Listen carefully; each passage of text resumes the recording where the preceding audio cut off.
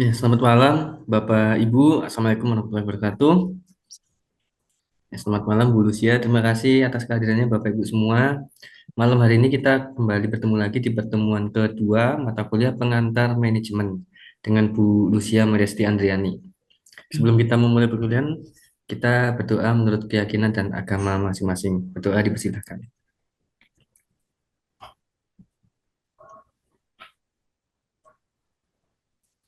Berdoa selesai. Baik, sesi pertama akan dilakukan pemaparan materi dengan Bu Lucia. Nanti Bapak Ibu di sesi terakhir bisa tanya jawab atau nanti di pertengahan materi kalau misalkan ada yang kurang paham boleh langsung mau ditanyakan monggo. Baik, mungkin langsung saja Bu Lucia, dengan Bu Lucia kami persilakan. Oke, baik. Terima kasih Mas Hendy. Sebelum saya mulai, eh gini Mas, nanti untuk hari ini, nanti di akhir itu saya ada satu apa ya, satu ya sebut saja diskusi ya. Ada beberapa pertanyaan yang saya tulis nanti di akhir slide saya. Nah, kemarin saya dapat ide dari Mas Hendy sebetulnya pada saat penutupan sesi yang kemarin sempat dibilang gimana kalau supaya diskusinya lebih ramai gitu ya, jadi ada reward lah ya, kasar reward dari sesi diskusi itu. Jadi untuk mulai dari hari ini sampai ke depannya itu di akhir sesi saya kasih beberapa pertanyaan, nanti dari apa, setelah saya berikan pertanyaan saya kasih waktu sekitar 15 menit lah untuk mempersiapkan jawaban dari pertanyaan tersebut. Nah, siapa yang terlibat dalam diskusi bisa dicatat ya. Saya minta tolong dicatat aja Mas nanti siapa yang aktif dalam diskusi. Nah, eh, nanti apa namanya, akan ada empat empat sesi diskusi, dan ketika ada yang memenuhi empat sesi diskusi itu akan bebas UAS gitu. Jadi untuk hari ini terhitung 1/4. Jadi apa, untuk sesi diskusi hari ini karena ini diskusi pertama, jadi apa namanya, terhitung satu kali diskusi. Nanti ketika sudah memenuhi empat maka akan bebas UAS. Kalau misalnya satu kelas keseluruhannya bisa memenuhi empat diskusi, maka seluruh kelas bisa bebas UAS seperti itu. Itu ya Mas. Nanti saya minta tolong bantuannya untuk bisa apa, mencatat siapa-siapa yang apa bisa menjawab atau bisa terlibat aktif dalam diskusi. Gitu ya Mas. Oke, siap Ibu. Oke, terima kasih. Siap-siap nih Pak Ahmad Baik. Sehari. Iya. Baik. Selamat malam Bapak dan Ibu, Mas dan Mbak. Assalamualaikum warahmatullahi wabarakatuh. Eh, Pada malam hari ini kembali dengan saya Lucia Maristiandriani. Semoga tidak bosan ya Bapak Ibu, masih dalam mata kuliah yang sama yaitu pengantar manajemen. Dan untuk malam hari ini kita akan sedikit belajar tentang bagaimana sebetulnya eh, external environment atau lingkungan eksternal sebuah organisasi dan budaya organisasi. Saya langsung share screen saja.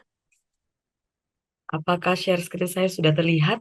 Oke, sudah kelihatan Bu. Oke, ya, saya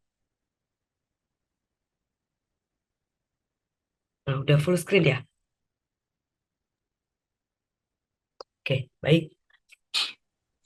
Nah, seperti saya jelaskan tadi, saya sampaikan tadi, Bapak, Ibu, Mas, dan Mbak sekalian, hari ini kita akan sedikit belajar tentang apa yang disebut dengan external environment atau lingkungan eksternal di sebuah organisasi, serta organizational culture atau budaya organisasi. Nah, ini yang akan kita pelajari hari ini ada apa, empat hal gitu ya, ada empat bagian. Yang pertama adalah tentang tindakan manajer atau manager act gitu. Jadi memang ada dua pandangan tentang tindakan manajer, dan nanti kita akan belajar bersama terkait dengan pandangan yang disebut dengan pandangan mumpuni dan pandangan simbolis. Itu yang pertama yang akan kita pelajari. Dan yang kedua adalah tentang lingkungan eksternal organisasi. Jadi em, sebuah organisasi itu tentunya berdiri tidak lepas dari pengaruh atau impact dari adanya lingkungan eksternal, dan apa saja sebetulnya lingkungan eksternal organisasi, termasuk dengan tantangan apa yang ada di masing-masing bagian di lingkungan eksternal organisasi, kita akan belajar pada hari ini juga. Nah, yang ketiga, kita akan juga membahas tentang budaya organisasi. Jadi, budaya organisasi itu apa sih dan bagaimana sebetulnya cara-cara menyebarkan budaya organisasi. Sekaligus arti penting dari budaya organisasi itu sendiri apa? Itu akan kita pelajari di bagian yang ketiga. Dan yang terakhir, sedikit saya akan singgung tentang isu terkini terkait dengan lingkungan eksternal dan budaya organisasi itu apa. Jadi, apa namanya? Ada 4 hal yang akan kita bahas bersama, yang akan kita diskusikan di malam hari ini. Nah, saya langsung saja pada poin yang pertama, yaitu tentang perspektif pada manajemen sebuah organisasi. Jadi, secara teori, Bapak, Ibu, dan teman-teman sekalian, bahwa ada pandangan, secara umum ada pandangan terhadap manajemen yang disebut dengan yang pertama adalah omnipotent view dan yang kedua adalah symbolic view. Ini dua pandangan umum terkait dengan bagaimana sih kita atau bagaimana sih orang umum itu memandang tindakan manajemen di sebuah organisasi. Nah, ini kalau apa namanya secara teorinya, secara apa namanya secara teoritisnya itu yang terlihat di layar. Jadi omnipotent view of management itu kata lainnya adalah pandangan mumpuni, di mana pandangan ini tuh menyatakan bahwa manajer itu bertanggung jawab langsung pada keberhasilan atau kegagalan organisasi. Jadi ketika sebuah organisasi itu memang berhasil, maka pandangan ini menyebut bahwa oh yang memang yang membuat berhasil adalah manajernya, yang membuat berhasil adalah pimpinannya seperti itu. Dan sebaliknya, ketika sebuah organisasi atau sebuah bisnis ini mengalami kegagalan, mengalami kebangkrutan atau mengalami kesulitan gitu ya, maka yang langsung di-blame, yang langsung disalahkan, yang langsung dipandang negatif adalah manajernya. Itu terkait dengan omnipotent view atau pandangan mumpuni. Nah, sedangkan pandangan yang kedua adalah terkait dengan pandangan simbolis atau bahasa Inggrisnya adalah symbolic view of management. Nah, berbeda dengan pandangan omnipoten atau pandangan mumpuni, di mana pandangan mumpuni itu meng-highlight atau menekankan pada em, apa ya manajer gitu ya sebagai eh, orang atau pihak yang berperan dalam keberhasilan atau kegagalan organisasi, maka symbolic view ini terkait dengan keberhasilan dan kegagalan organisasi ini itu karena faktor yang tidak dapat dikendalikan oleh manajer. Jadi karena sesuatu di luar kendalinya manajer yang menyebabkan sebuah organisasi itu gagal atau berhasil. Jadi pada pandangan ini disebutkan bahwa kalau misalnya organisasi itu menjadi lebih besar, menjadi berhasil, menjadi yang tadinya misalnya di usaha mikro sekarang jadi usaha menengah gitu ya, maka yang berperan di situ adalah pihak atau sesuatu yang di luar kendalinya pihak manajemen. Bisa jadi, oh ya mungkin karena apa situasi ekonomi memang sangat mendukung keberhasilan sebuah bisnis. Pandangan simbolis itu pandangannya seperti itu. Bukan karena manajernya, tapi karena situasi eksternal yang mendukung, karena kondisi ekonomi yang sedang stabil seperti itu. Sebaliknya, ketika sebuah organisasi ini berhasil, sebaliknya ketika sebuah organisasi, maaf, sebaliknya ketika organisasi ini gagal ataupun organisasi ini terpuruk, maka yang disalahkan adalah faktor di luar atau faktor yang tidak bisa dikendalikan oleh pihak manajemen. Misalnya, seperti contohnya pada saat COVID kemarin. Oh, bisnis saya tutup, bisnis saya bangkrut gitu.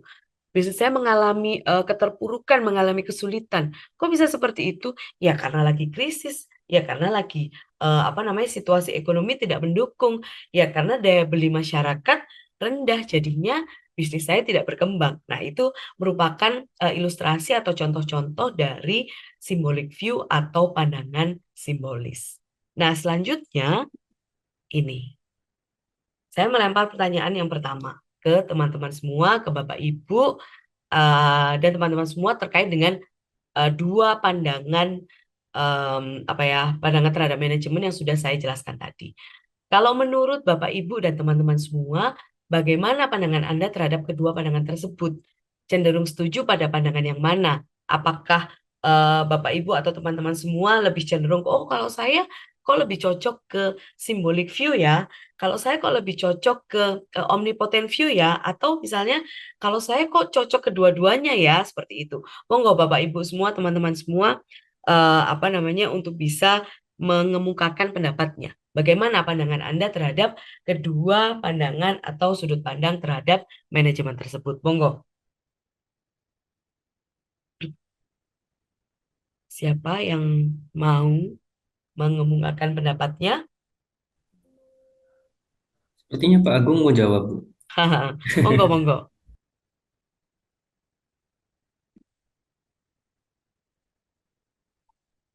Pak Agung suaranya kok nggak keluar ya?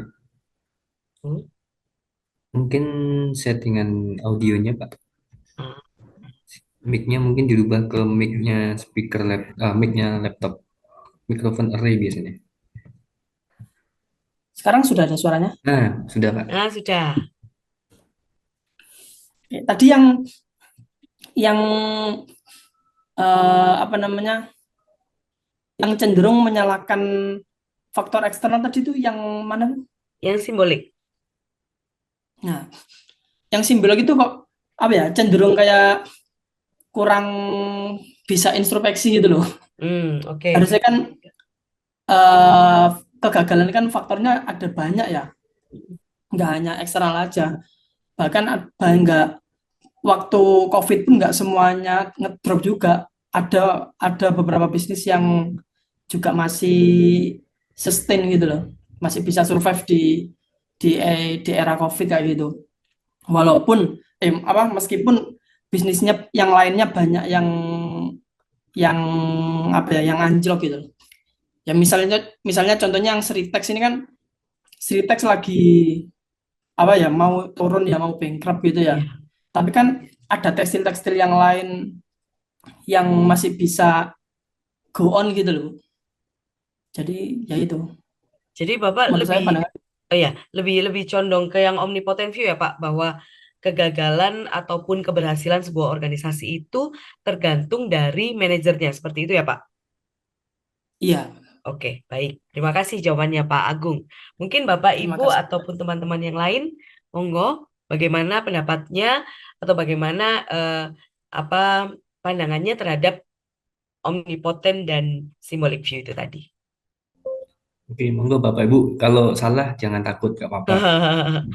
Enggak lah, enggak ada yang salah, enggak ada yang benar. Kita diskusi kok. Monggo, Bapak, Ibu, teman-teman yang lain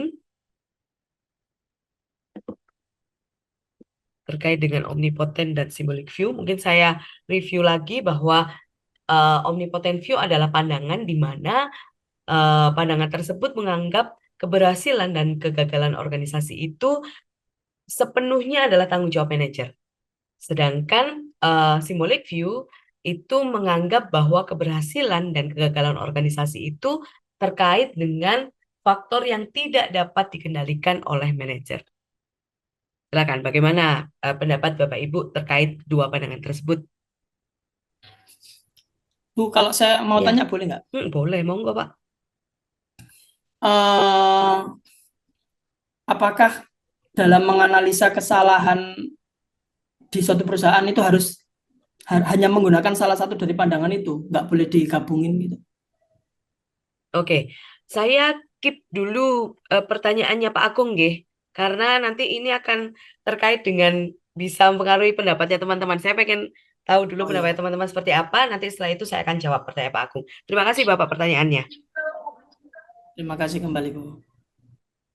Mungkin saya izin jawab Monggo, silakan. ya, eh, terkait dua pandangan tersebut. Mm-mm, Sebenarnya saya sama-sama setuju. Cuman kalau mm, pada era mungkin seperti krisis COVID kemarin, mm-mm, mm-mm, eh, mungkin nggak bisa sepenuhnya kita eh, apa namanya, saya menyalahkan manajer ya.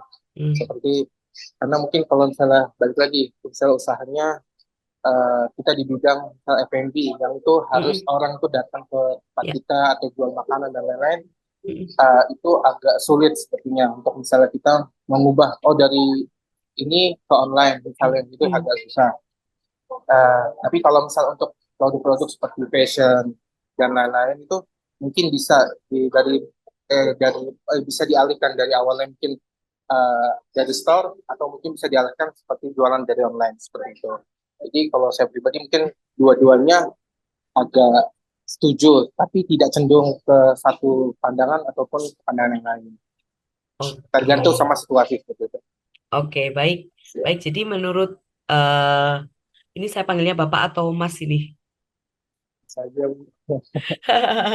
Oke, kalau menurut Mas Ahmad berarti apa namanya kontekstual. Jadi sebetulnya bagaimana sebuah organisasi itu bisa berhasil ataupun gagal itu tergantung dari apa namanya bagaimana manajer bertindak dan sekaligus bagaimana dia bisa menghadapi kondisi eksternal yang sebetulnya tidak bisa dikendalikan. Seperti itu? Betul, betul. Oke, baik. Terima kasih. Ya, sama-sama. Mungkin satu lagi, Bapak, Ibu, Mas, Mbak, yang mau mengungkapkan pendapatnya, monggo. Halo, Mas, Mbak, Bapak, Ibu. Atau ini pada disambi kerja kali ya yang lain ya? Iya, ada beberapa yang kerja, Bu. Oke, baik, nggak apa-apa. Oke, kalau gitu saya langsung lanjut aja, Bapak, Ibu, Mas, Mbak sekalian. Jadi memang pandangan apa ya, pandangan simbolik dan pandangan omnipoten ini merupakan dua hal yang tidak bisa dipisahkan dari sebuah organisasi. Jadi kalau tadi Pak Agung tanya, apakah kita tuh harus menggunakan atau berat sebelah gitu ya, atau memilih salah satu dari dua pandangan tersebut? Jawabannya tidak. Karena kenapa? Bagaimanapun kita harus sadar bahwa ada hal-hal atau ada faktor-faktor yang tidak bisa dikendalikan ketika kita menjalankan sebuah organisasi, di mana faktor tersebut biasanya terkait dengan faktor-faktor eksternal. Misalnya, ya kita yang paling gampang ya, contoh yang paling dekat adalah kejadian COVID kemarin. Siapa yang menyangka sih bakal ada virus menyebar satu dunia dan membuat apa ya segalanya menjadi sangat tidak pasti pada saat itu. Bahkan aturan pemerintah pun bisa sangat berubah-ubah pada saat itu. Nah, hal-hal yang seperti itu memang apa namanya tergolong sebagai kondisi eksternal tidak bisa dikendalikan dan berdampak pada apakah sebuah organisasi itu bisa survive atau tidak. Gitu. Nah, selain itu, ketika kita membahas pandangan yang satunya yaitu pandangan omnipoten terkait dengan bagaimana manajer itu menjadi spotlight pada keberhasilan atau kegagalan sebuah organisasi, maka di situ kita juga menyadari bahwa ketika kondisi eksternal ini akhirnya tidak bisa dikendalikan, tapi tetap ada satu pihak, yaitu pihak pengambil keputusan, entah siapa namanya, dia ini yang akhirnya mengambil tindakan bagaimana sebuah organisasi itu harus menghadapi lingkungan eksternalnya, harus menghadapi situasi yang tidak terkendali tersebut.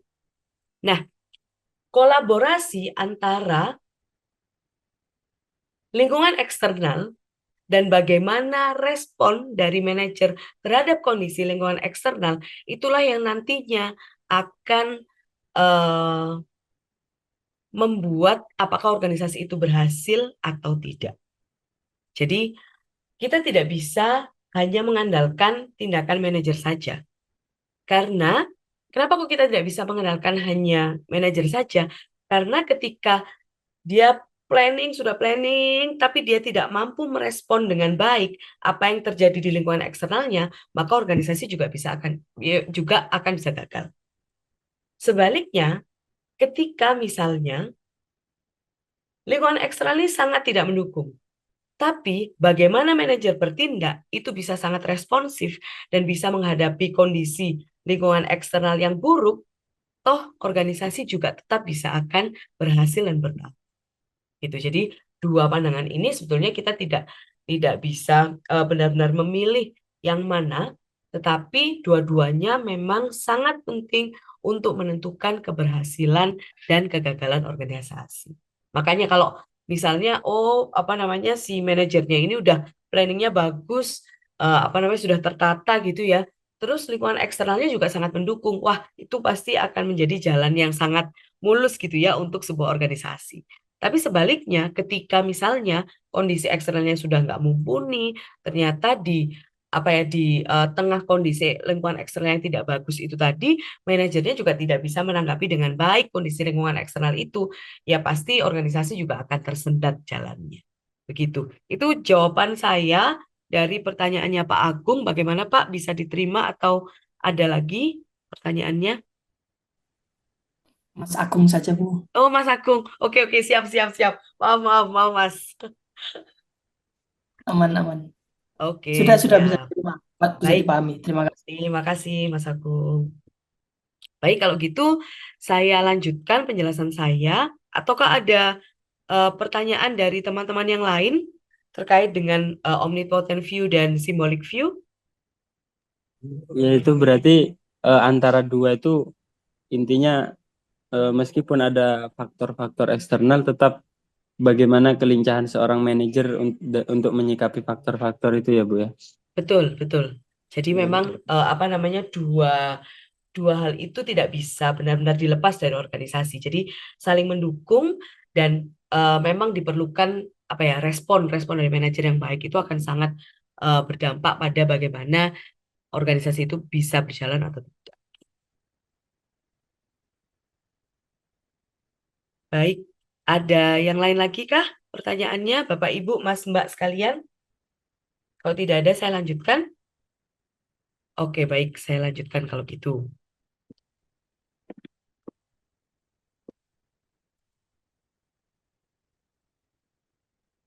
Oke, nah berbicara tentang bagaimana sebetulnya kuasa manajemen di dalam sebuah organisasi, masih terkait dengan dua pandangan itu tadi, bahwa eh, pihak manajemen atau pihak pengambil keputusan di dalam sebuah organisasi itu terikat pada dua faktor sebetulnya. Di sini ditulis bahwa ada faktor internal yang berdampak pada apa organisasi, dan seperti kita tahu semua bahwa faktor internal ini merupakan faktor yang lebih mudah dikendalikan. Saya tidak bilang mudah dikendalikan, tapi lebih mudah dikendalikan dibanding faktor yang satunya, yaitu faktor eksternal. Jadi pembahasan kita sebetulnya terkait dengan lingkungan eksternal dan budaya organisasi itu berangkatnya dari pandangan mumpuni dan pandangan simbolis. Jadi kalau pandangan mumpuni itu terikatnya dengan faktor internal organisasi, di mana apa namanya hal besar di dalam faktor internal organisasi adalah budaya organisasi. Dan yang kedua apa namanya terkait dengan pandangan simbolis, di mana pandangan simbolis ini terikat dengan atau terkait dengan faktor eksternal, yaitu lingkungan eksternal organisasi. Dan baik faktor internal maupun faktor eksternal organisasi, dua-duanya berdampak pada bagaimana organisasi bisa dijalankan. Gitu. Oke, saya lanjutkan di sini. Nah, masuk pada poin kedua yang akan kita bahas hari ini, yaitu tentang lingkungan eksternal organisasi. Lingkungan eksternal organisasi itu banyak sekali sebetulnya. Cuman kalau dikelompokkan gitu ya, kalau dikelompokkan itu ada yang namanya budaya, culture. Jadi culture ini bisa apa namanya culture yang dibawa oleh masing-masing anggota organisasi. Terus ada faktor demografi, ada faktor ekonomi atau kondisi ekonomi, ada faktor politik sosial, itu juga berdampak pada lingkungan, pada bagaimana organisasi dijalankan. Ada faktor global, ya, bagaimana kondisi lingkungan global itu ternyata juga berdampak pada bagaimana organisasi itu bisa dijalankan. Dan yang terakhir adalah terkait dengan teknologi. Jadi perkembangan teknologi ini tentunya sangat berdampak pada bagaimana organisasi itu dijalankan. Nah, sebagai contoh, kita semua sekarang kenal yang namanya ChatGPT ya.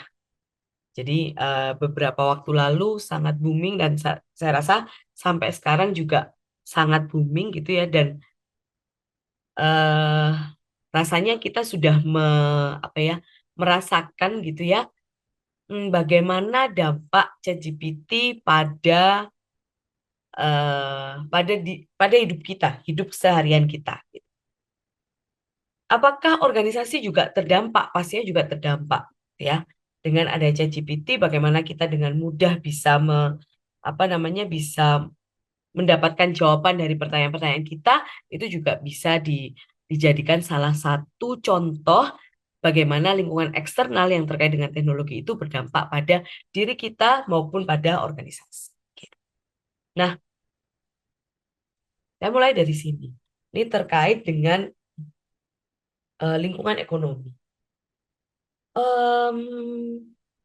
Stabilitas ekonomi di sebuah negara, pergolakan ekonomi di sebuah negara itu tentunya sangat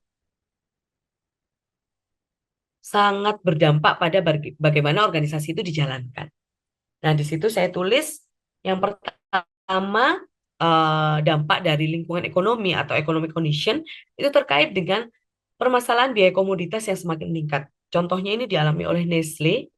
Nestle ini kan perusahaan yang produknya sangat bermacam-macam. Nah, ketika di sebuah negara, apalagi Nestle ini punya banyak sekali cabang. Dia beroperasi di berbagai negara.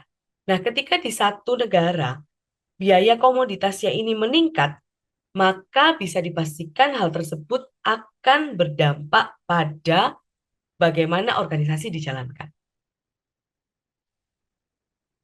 Permasalahannya adalah terkadang peningkatan biaya komoditas itu tidak serta-merta bisa bisa ini deh.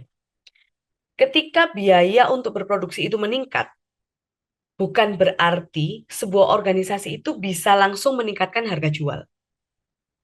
Nah, hal ini yang akhirnya menjadi masalah ketika sebuah organisasi itu cakupan area operasinya itu semakin luas. Ketika sebuah organisasi itu misalnya beroperasi di negara-negara yang daya beli masyarakatnya itu tinggi, maka ketika terjadi misalnya paling jelek organisasi harus meningkatkan harga jual, maka bisa jadi di negara tersebut dia tidak akan terlalu terdampak. Ya sudah, nggak apa-apa, saya percaya produknya Nestle misalnya, saya percaya kualitasnya, jadi meskipun naik sedikit ya udah nggak apa-apa, saya akan tetap beli produk tersebut. Kalau konsumen yang dihadapi oleh Nestle semuanya begitu, maka dia adem ayem aja. Tapi permasalahannya adalah ada konsumen-konsumen di negara-negara tertentu yang dia itu sangat sensitif pada peningkatan harga. Nah, ketika Nestle harus menghadapi konsumen yang seperti itu, maka peningkatan biaya komoditas itu akan menjadi permasalahan besar karena dia tidak serta-merta bisa meningkatkan harga jual. Nah, bisa dipahami ya bahwa kondisi eksternal terkait dengan biaya komoditas, ya, terkait dengan perekonomian sebuah negara, daya beli masyarakat, itu akan menjadi permasalahan bagi sebuah organisasi. Nah, yang kedua adalah terkait dengan bagaimana sebuah negara ini bisa memenuhi tenaga kerja untuk ditempatkan di bagian-bagian atau sektor-sektor tertentu. Hal ini biasanya, teman-teman, ini dialami oleh negara-negara maju. Jadi, ketika kita diskusi gitu ya tentang permasalahan apa sih yang sebetulnya dialami oleh negara maju gitu ya. Salah satunya adalah tingkat pertumbuhan penduduk yang minim, bahkan tidak minim, tapi minus. Ya, bukan lagi tingkat pertumbuhan penduduk yang kecil, tingkat pertumbuhannya kecil, bukan lagi seperti itu, tapi tingkat pertumbuhannya itu minus atau negatif. Dan ketika tingkat pertumbuhan penduduknya itu negatif, maka bisa dipastikan negara tersebut bukan bertambah banyak orangnya, tapi bertambah sedikit. Ketika sebuah negara itu penduduknya bertambah sedikit, maka dampaknya adalah sebuah negara tersebut akan kesulitan untuk memenuhi tenaga kerjanya. Hal ini tentunya banyak dialami oleh negara-negara maju. Contoh Jepang, contoh Korea Selatan, contoh lagi negara-negara Eropa. Ya, itu mereka sudah mulai kesulitan untuk mencari tenaga kerja. Akhirnya mereka eh, mencoba untuk meng-hire, merekrut tenaga kerja asing untuk bisa bekerja di eh, negara mereka. Nah, terkait dengan dua hal yang sudah saya jelaskan, apakah ada pertanyaan dari teman-teman? Apakah ada yang pengen ditanyakan atau pengen didiskusikan? Ada sesuatu yang pengen didiskusikan terkait dengan bagaimana sebetulnya kondisi di sebuah negara atau kondisi eksternal di sebuah negara itu bisa berdampak pada bagaimana sebuah organisasi itu dioperasikan. Monggo silakan kalau ada diskusi atau ada pertanyaan. Anu, Bu, setiap Ya. saat terjadi pergolakan ekonomi itu Mm. yang paling tepat strategi apa yang diambil untuk menghadapi itu? Maksudnya strategi yang tepat mungkin itu, Bu. Oke, baik. Wah ini pertanyaannya cukup challenging nih buat saya. Bagaimana apa strategi yang tepat ketika ada pergolakan ekonomi gitu? Ini, eh, pergolakan ekonomi itu banyak, sebetulnya banyak hal yang bisa apa ya, dilakukan untuk memantau prediksi adanya pergolakan ekonomi. Yang paling dekat, habis ini PPN naik ya katanya. Iya. Iya, jadi 12% ya. Dari 10%, sekarang kita masih merasakan PPN 10% kan ya, habis ini 12%. Berarti kalau harga kita beli barang misalnya harganya 10.000, berarti kita akan bayar berapa 12%? 11.200. Tambahnya 1.200. Oke. Untuk menghadapi situasi yang pasti kondisi ekonomi pasti akan terdampak ya dengan meningkatnya PPN dari 10% ke 12% gitu ya. Nah, hal ini tentunya harus bisa disikapi dengan bijak oleh sebuah organisasi. Yang pertama, bagaimana dia menentukan harga gitu ya. Eh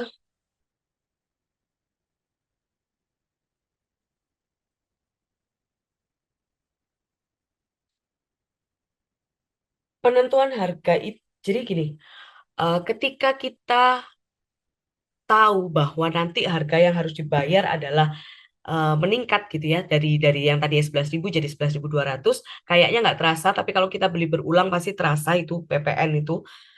eh Kita juga harus, selain kita sadar tentang PPN yang naik, yang kedua yang harus kita pahami adalah daya beli di masyarakat itu seperti apa gitu.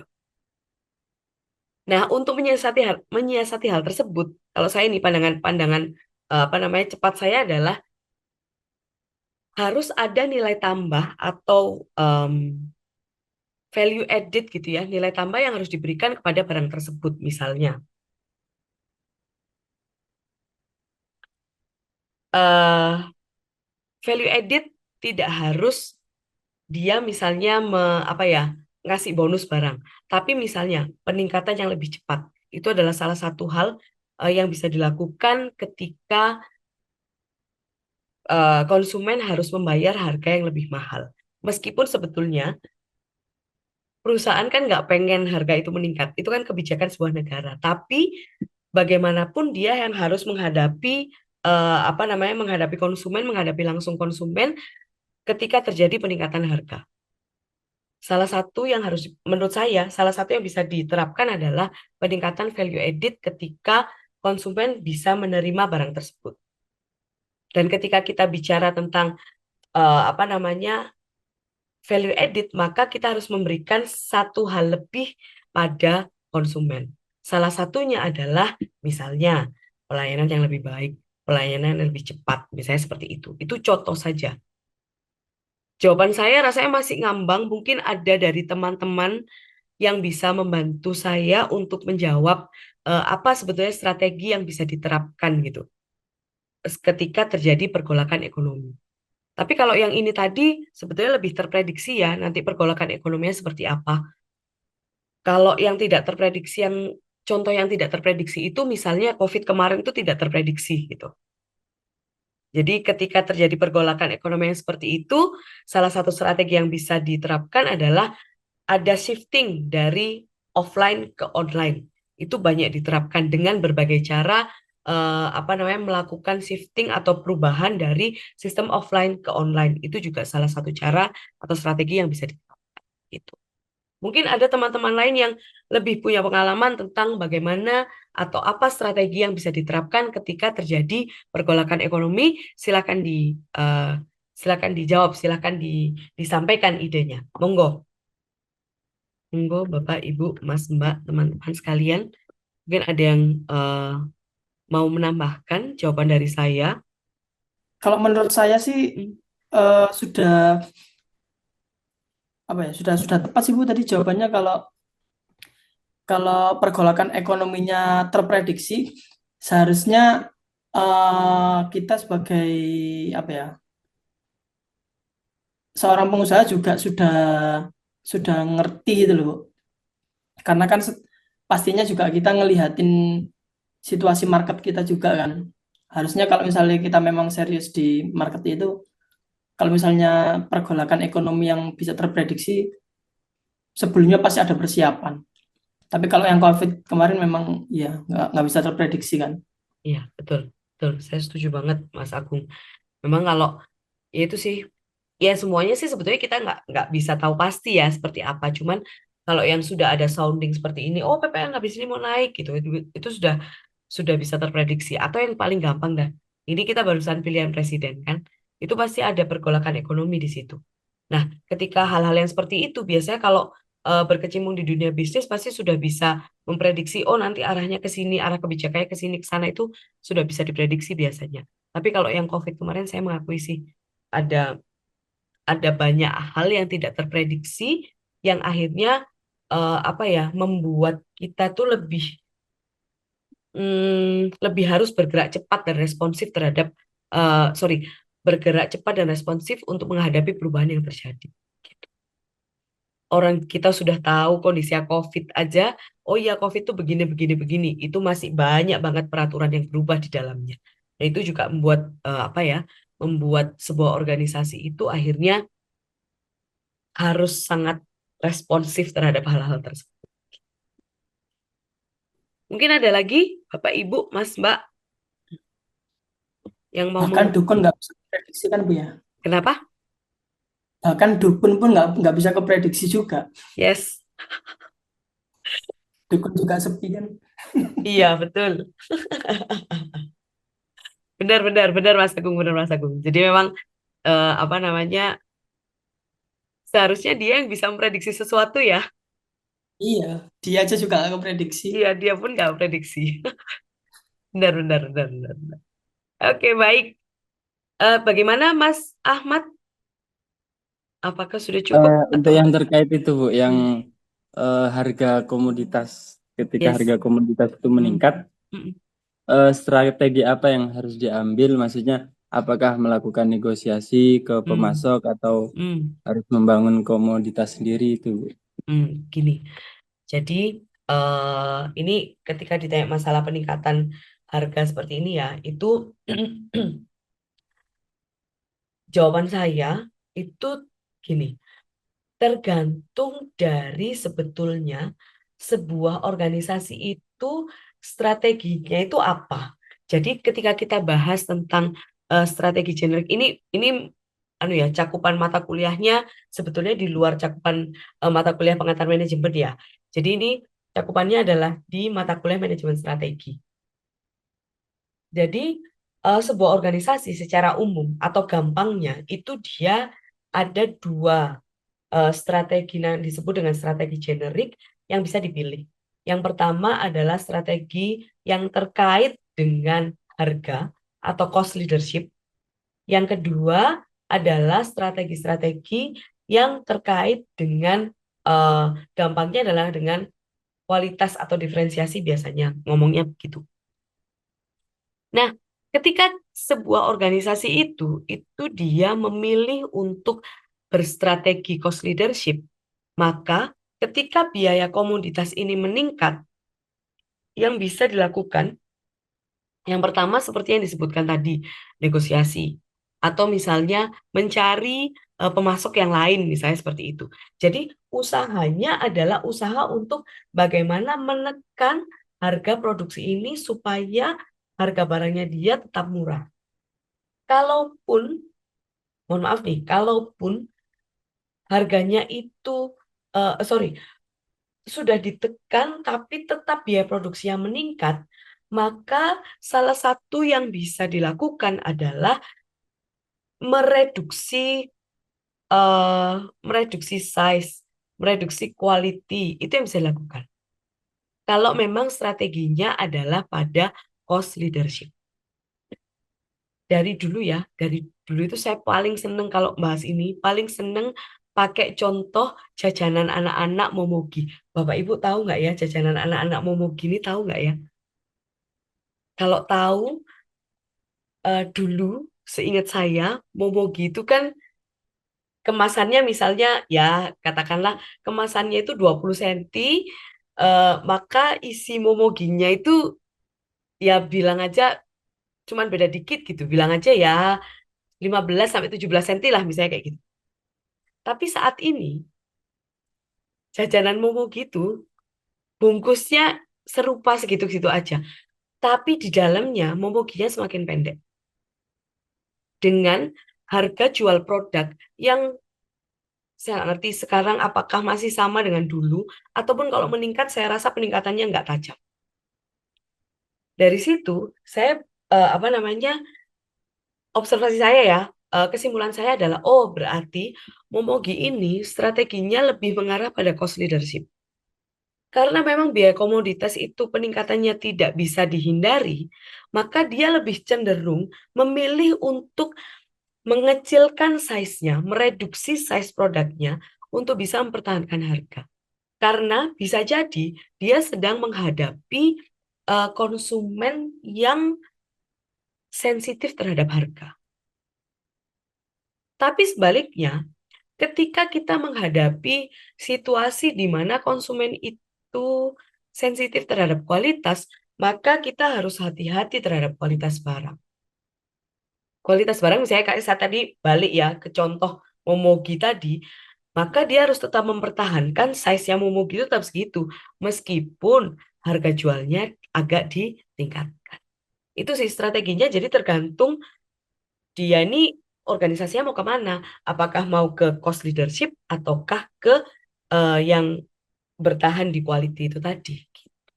Itu sih jawaban dari saya. Mas Ahmad, bagaimana, bisa diterima?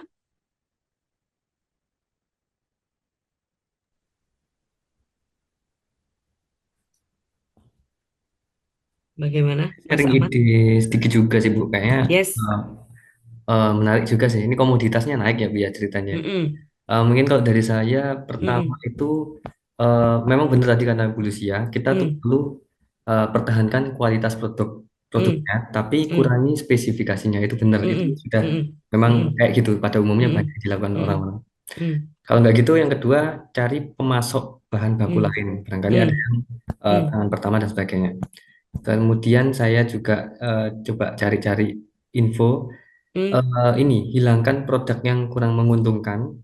Misalkan Oke. ya memang ini agak apa ya? Ini siasat yang memang kadang merugikan juga ya. Kayak Mm-mm. bukan bukan disarankan juga karena mungkin ada beberapa produk yang sudah minati pelanggan. Tapi kalau misalnya Hmm, produk itu bukan produk utama, masih hmm, pelanggannya sedikit, mungkin yang komplain juga akan sedikit. Dan sekaligus itu juga apa namanya, juga menghemat dari sisi lain, khususnya biaya operasional. Jadi dampak profitnya masih tetap bisa kejaga.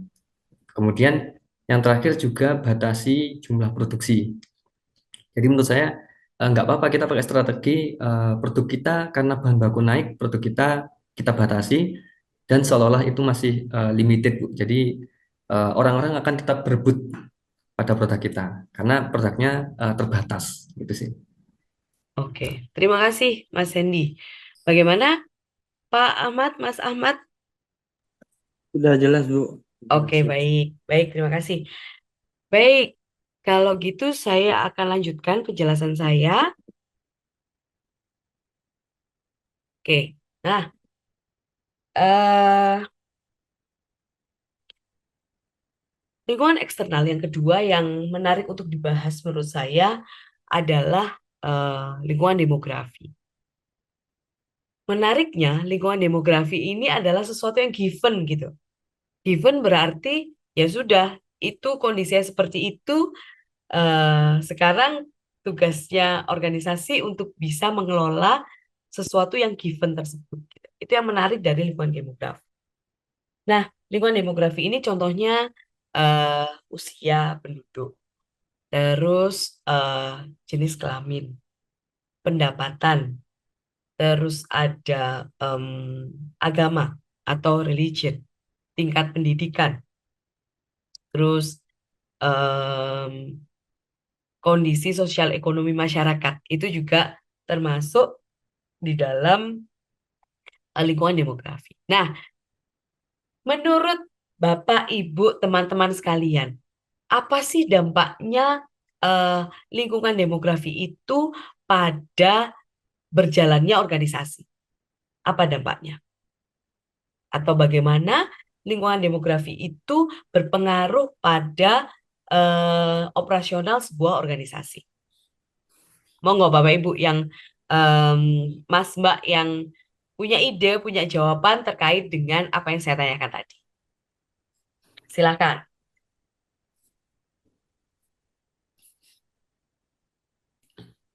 Sedikit ini ya Bu, cerita juga. Yes.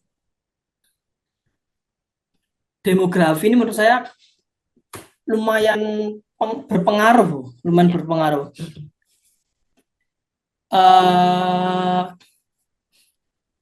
Ada gini, sebelumnya saya ini pernah bikin usaha kecil-kecilan di sini, di Malang, sebelum akhirnya saya pindah ke Semarang, lebih tepatnya di Kendal, Ibu. Di Malang ini gini, banyak banyak studio animasi juga kan di Malang. Sedangkan studio animasi saya ini kan masih baru juga ya, Bu, ya. Masih masih belum belum begitu besar. Tapi karena demografi di sini industri kreatifnya udah udah bagus, hampir apa ya, istilahnya hampir kayak kayak Jakarta tapi khusus di industri kreatifnya aja. Itu mereka banyak melakukan perbandingan sama studio-studio lain juga gitu. Habis itu oke lah, kayaknya ini kurang cocok kita di sini, kita build dulu kecil-kecilan di luar luar Malang. Saya ambil di Semarang, di Kendal karena dekat dekat rumah istri saya. Di sana ada pengaruh juga. Pengaruhnya itu gini, di Kendal itu lebih banyaknya kan pabrik ya, Bu. Sedangkan kebijakan di animasi, studio animasi kan lebih fleksibel, nggak bisa se apa ya, sekompleks dan seribet di pabrik. Nah, Betul. mereka juga jadinya membandingkan antara pabrik dan studio animasi. Nah, itu yang menurut saya, oh pengaruh juga ya. Walaupun gini, walaupun dia belum pernah kerja, saya pertanyaannya gini, kan dia nggak tahu ya, belum pernah kerja ya, kok bisa ngerti itu? Ternyata memang saudara-saudaranya yang lain itu kerja di pabrik, habis itu memberi masukan ke dia, kok di tempatmu kayak misalnya nggak dikasih BPJS kayak gini. Saya industri kreatif kan fluktuatif, Bu, nggak bisa seperti itu. betul. Menurut saya sih kayak gitu ya. Oke. Pendidikan juga penting sih mereka, karena di Malang pendidikannya lebih tinggi, Hmm, jadi apa ya, ya gitulah Bu, tahu sendiri mungkin. ya. Seperti itu. Oke, baik, terima kasih Mas Agung. Memang apa ya, kondisi sosial ekonomi, terus ya tingkat pendidikan juga berdampak di situ. Bagaimana keseharian secara umum masyarakat di sebuah area atau di sebuah daerah gitu ya, itu memang sangat berdampak pada apakah apa namanya, bisnis kita atau organisasi kita itu bisa berjalan atau tidak gitu. Eh Dulu ketika saya kebetulan memang asli Malang gitu ya, rasanya dulu tuh kafe di Malang tuh kayaknya nggak sebanyak ini deh. eh Ya ada satu dua gitu, tapi rasanya kalau sekarang tuh luar biasa. Padahal dari dulu Malang itu mahasiswanya juga banyak. Ternyata lifestyle, gaya hidup mahasiswa terutama, yang kalau dulu mungkin habis kuliah ya wis ada tugas ngerjakan di kampus, terus apa namanya, atau ketemu di kosan gitu ya, atau ketemu di rumahnya siapa ngerjakan tugas, itu tidak jadi seperti itu sekarang gitu. Kalau dulu saya yakin 20 tahun lalu gitu ya, apa namanya, di Sudimoro tuh, kalau di Malang tuh ada daerah namanya Sudimoro di dekat kampus Asia gitu, yang kanan kiri tuh full sama kafe. Rasanya kalau dulu juga nggak akan sebanyak itu gitu loh, mungkin satu dua aja, bahkan dulu itu termasuk daerah yang cukup di apa ya, dihindari karena rawan gitu ya. Tapi saat ini karena adanya perubahan lifestyle dari ya mungkin masyarakat secara umum, ya mungkin juga mahasiswa terutama, karena lifestyle-nya adalah oh ngerjakan tugas sambil makan, sambil duduk di kafe, sambil nongkrong, sambil ngobrol gitu ya. Hal itulah yang akhirnya mendorong banyak bisnis untuk bisa berkembang. Sama seperti apa yang disampaikan Mas Agung tadi. Ada lifestyle yang berbeda, ada kondisi sosial ekonomi yang berbeda, ada pendidikan yang berbeda. Akhirnya menimbulkan tantangan yang berbeda di satu bisnis yang sama. Kalau di Malang mungkin bisnis kreatif nggak terlalu ditanyain yang namanya BPJS lah itu, karena kita sudah sama-sama tahu bahwa oleh ya bisnis kreatif kan fluktuatif ya. Jadi wajar kalau misalnya apa namanya, tidak ada, tidak diberi fasilitas BPJS, wajar gitu. Tapi tantangannya adalah dia akan sengit persaingannya karena orang membandingkan satu dengan yang lain.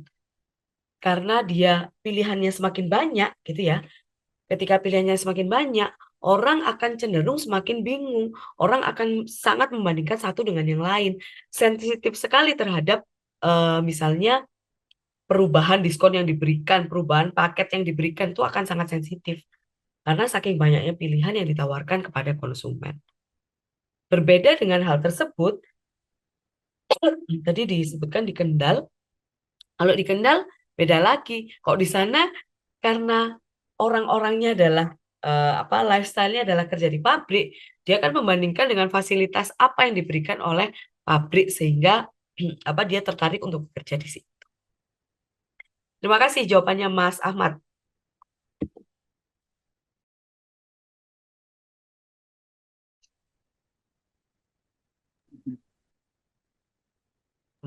Mungkin ada yang lain yang mau menyampaikan pendapatnya? Ya Bu, Mungkin Eh, silakan Mas kalau Agung. menurut Monggo silahkan. monggo Mas Ahmad. Sama Ahmad ini. Eh, izin izin jawab ya untuk apa namanya? Mungkin kalau dari saya eh, seberapa penting demografi itu untuk sebuah bisnis? eh, Mungkin lebih simpelnya dia lebih tepat sasaran ya untuk ini ya lebih tepat sasaran sehingga produk yang mau kita jual baik itu apapun itu ya dalam bentuk apapun itu bisa diterima di masyarakat sekitar yang kita tuju gitu loh. Misalnya contoh tadi kalau misalnya ngebahas tentang coffee shop, emang benar di coffee shop kita nggak bisa sekedar buka gitu aja. Mungkin kita harus pikir mangsanya siapa dulu, eh, mungkin apa namanya mahasiswa kah atau family kah. Dan kalau misalnya mahasiswa harus kita buat tempatnya se-cozy mungkin, yang friendly dengan mahasiswa, yang mereka lebih dominan sering untuk apa namanya eh, laptopan dan lain-lain. Atau mungkin kalau misalnya buat family, kita pikirin parkiran mereka seperti apa sehingga mereka lebih nyaman untuk datang. Seperti itu mungkin dari saya, Bu. Oke, baik. Terima kasih. Mohon maaf, saya salah sebut nama ya tadi ya. Harusnya Mas Agung. Mohon maaf ya, Mas Agung. Oke, terima kasih juga Mas Ahmad. Tadi sudah detailkan sebetulnya penjelasan saya terkait dengan bagaimana sebetulnya faktor demografi ini berdampak pada operasional sebuah bisnis. Nah, eh, sedikit cerita juga buat apa teman-teman, Bapak Ibu sekalian. Ketika kita bicara tentang usia, tentang bagaimana tingkat kelahiran di sebuah negara, bahkan ketika saya kembali pada faktor tentang birth rate gitu ya, tingkat apa namanya tingkat kelahiran di sebuah negara, bahkan ketika sebuah negara itu mengalami tingkat kelahiran yang negatif atau minus, itu dia bisa atau dia berdampak pada tutupnya beberapa bisnis di sektor tertentu. Ya, saya ambil contoh di Korea Selatan, ada dua bisnis yang terdampak atau dua sektor yang sudah terdampak karena beberapa tahun atau bertahun-tahun ini tingkat kelahiran mereka minus. Yang pertama adalah sektor pendidikan dasar, yang kedua adalah sektor kesehatan. Di beberapa daerah di Korea Selatan itu sudah menutup rumah sakit dan sudah menutup SD, TK dan SD. Itu sudah mulai tutup. Karena yang pertama tidak ada murid yang daftar. Tidak ada pasien di negara tersebut, di area tersebut. Tidak ada cukup pasien untuk beberapa rumah sakit di satu area tertentu. Dan yang kedua yang menyebabkan adalah semakin minimnya tenaga kesehatan serta semakin minimnya tenaga pengajar. Akhirnya, mau tidak mau, rumah sakit dan SD dan TK tersebut harus ditutup. Sudah ada, sepanjang saya di sana, sudah ada 2 atau 3 berita yang melansir bahwa ada SD dan TK serta ada rumah sakit yang tutup. Ya, jadi apa namanya sebetulnya dari berbagai penjelasan itu tadi kita bisa tahu bahwa lingkungan demografi sesuatu yang given yang diberikan yang harus dihadapi oleh sebuah organisasi itu sangat berdampak pada bagaimana menjalankan atau bagaimana sebuah organisasi itu dijalankan. Sampai sini ada pertanyaan dulu, Bapak, Ibu, Mas, Mbak, teman-teman semua? Tidak ada? Baik, saya akan lanjutkan penjelasan saya. Oke, ini apa namanya? Sebetulnya bagaimana seorang manajer atau seorang pengambil keputusan atau sebuah organisasi itu em, apa ya berhubungan dengan lingkungan eksternal. Jadi yang pertama terkait dengan pekerjaan dan lapangan pekerjaan. Di situ ditulis perubahan lingkungan eksternal mempengaruhi jenis pekerjaan yang tersedia dan bagaimana pekerjaan dikelola. Em, Pada saat COVID kemarin, itu kan kita tahu bahwa perkembangan teknologi, terutama yang berkaitan dengan online itu kan sangat luar biasa ya. Nah, di situ di perubahan yang tadinya offline menjadi online dan sangat masif pada saat COVID itu ternyata berdampak pada bagaimana sih sebuah pekerjaan ini dikelola gitu.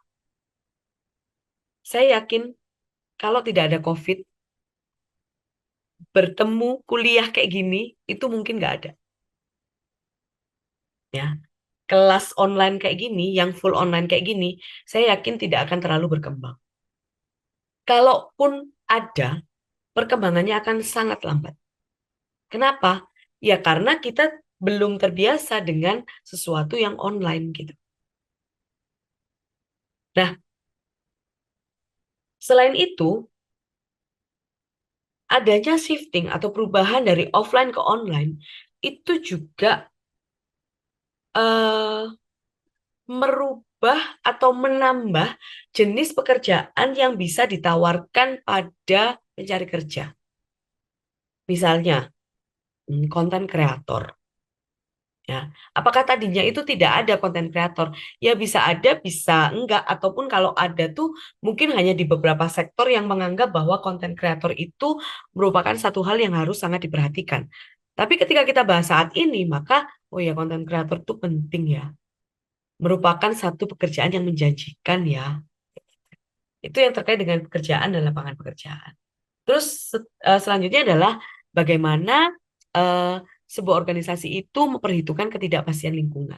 Di situ ditulis bahwa harus memperhatikan laju perubahan lingkungan eksternal serta kompleksitas lingkungan.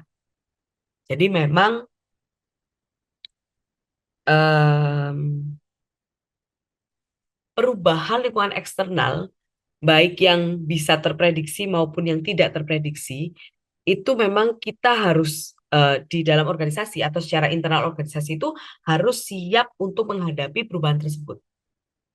Nah, ketika eh, laju perubahan ini semakin cepat, maka kita sebagai pihak internal organisasi itu harus semakin cepat juga menyesuaikan gitu. Sadar atau tidak,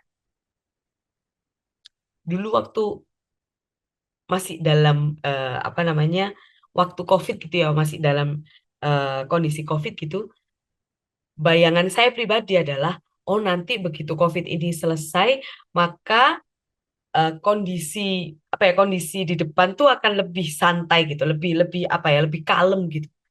Ternyata enggak juga. Saat ini laju perubahan yang kita alami itu ya secepat apa yang kita alami mungkin secara apa ya, kebijakan pemerintah mungkin lebih stabil. Tapi laju perubahan yang lain itu saya rasa tetap cepat. Jadi kita itu kayak yang tadinya kita bisa jalan santai, terus habis itu berlari kecil, terus habis itu mungkin larinya maraton, terus habis itu larinya sprint. Nah sekarang kita dituntut setelah COVID nih, kita dituntut untuk tetap lari sprint. Kita tetap dituntut untuk berlari cepat untuk bisa mengimbangi berbagai perubahan yang ada di lingkungan eksternal.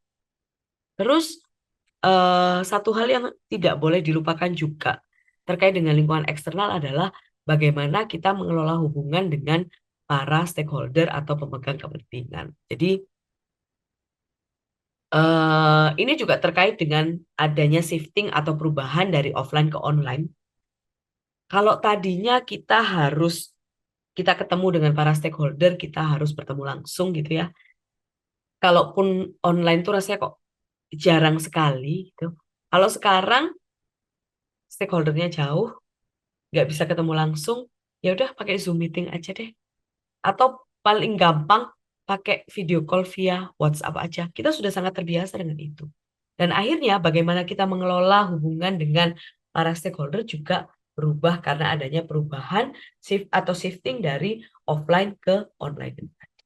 Itu beberapa hal terkait dengan bagaimana mengelola lingkungan eksternal yang bisa saya jelaskan.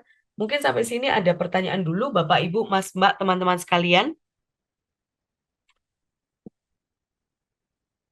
Kalau tidak ada, saya lanjutkan. Oke, baik. Penjelasan saya selanjutnya sedikit tentang budaya organisasi gitu. Jadi, budaya organisasi itu sebetulnya nilai, prinsip, tradisi, cara bekerja yang dianut bersama. Jadi sudah mendarah daging gitu ya di dalam, mendarah daging di benak anggota organisasi dan mempengaruhi perilaku dan tindakan anggota organisasi.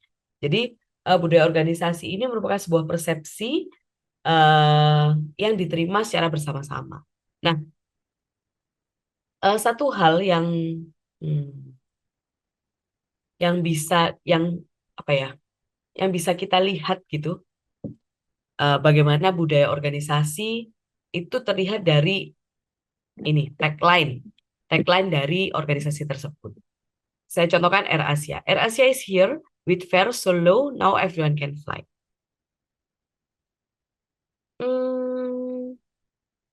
AirAsia ini adalah salah satu maskapai yang kita tahu semua dia berkomitmen terhadap penyediaan harga yang cukup rendah, cukup murah untuk jasa penerbangan gitu.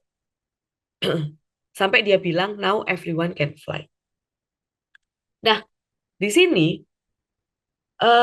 kata-kata no everyone can fly itu bisa jadi kita menganggapnya ya udah itu tagline-nya sebuah organisasi. Tapi sebetulnya dari kata-kata no everyone can fly itu terlihat bagaimana organisasi ini berjalan.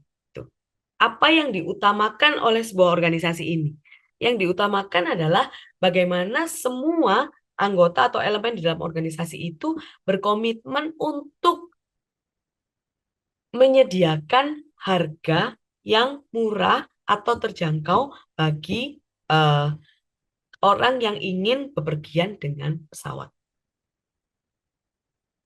Jadi, now everyone can fly ini mungkin terasa seperti tagline biasa atau kata-kata biasa, tapi sebetulnya ini adalah cerminan dari budaya organisasi. Kenapa kok cerminan dari budaya organisasi? Karena AirAsia itu mencoba untuk menyediakan, sudah berkomitmen terhadap harga murah. Otomatis semua harus terbrainwash bagaimana dia berusaha untuk bisa selalu menekan harga, menyediakan penerbangan dengan harga murah. Itu semua elemennya harus bergerak ke arah sana. Jadi itu sedikit terkait dengan budaya organisasi. Beda AirAsia, beda Nestle. Nestle itu tagline-nya adalah good food, good life. Ya, di situ akan terlihat bahwa budaya organisasinya itu mengarah pada penciptaan produk yang baik sehingga bisa berdampak pada baiknya kualitas hidup seseorang ketika dia menggunakan produknya Nestle. Ya, jadi good food, good life, now everyone can fly. Ini bukan hanya sekedar tagline, tapi ini adalah satu budaya cerminan dari budaya organisasi atau apa yang sudah mendarah daging di dalam anggota organisasi. Mungkin dari sini ada pertanyaan dahulu, teman-teman, Bapak, Ibu semua. Kalau tidak ada, saya lanjutkan dulu. Oke. Nah, ini cara-cara bagaimana sebetulnya seseorang itu bisa mempelajari budaya organisasi. Jadi bisa melalui cerita turun-temurun gitu ya. Cerita turun-temurun terkait dengan budaya organisasi, terus ada ritual. Ya, ritual ini dilakukan oleh Facebook.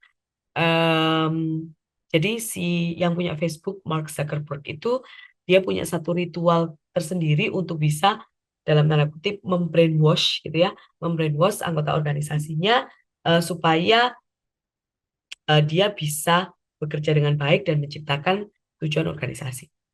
Sama seperti Apple. Jadi Apple itu dia pengennya organisasinya itu menjadi satu organisasi yang sangat inovatif, maka satu hal yang selalu dilakukan oleh